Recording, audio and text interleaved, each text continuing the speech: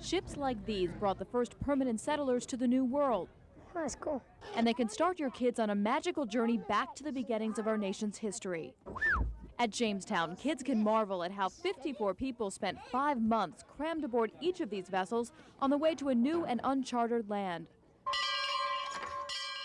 The settlers built a fort like this one, where kids can experience what life was like back then.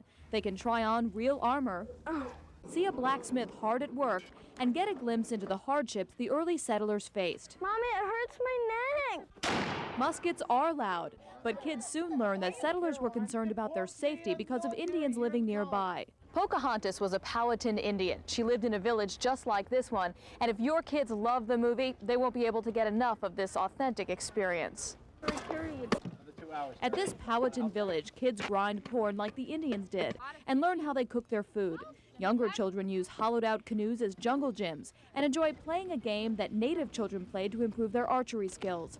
Kids love the hands-on experience. You could actually play with the stuff and go inside the village. Now that your kids have experienced what life was like in America back in 1607, it's time to move the clock forward to 1776. I noticed when we came over to the section, it smelled like the olden days. The smells, sights, and sounds are part of what makes colonial Williamsburg so real for kids. Who are you being? Who are you dressed up? George Washington. And tell me what you know about George Washington.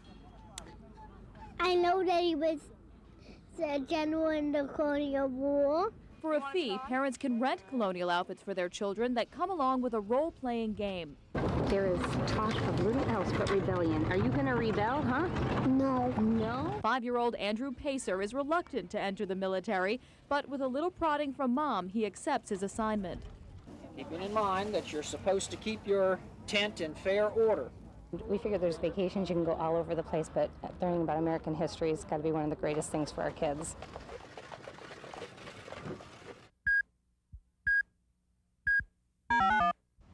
The ocean, the wind, the sand that blows across the dunes is part of the beauty of the Outer Banks and a once-in-a-lifetime learning experience for children. The features that make this part of North Carolina special are what drew Wilbur and Orville right here to make their historic flight in 1903. As high as the machine got off the ground here that day was 15 feet.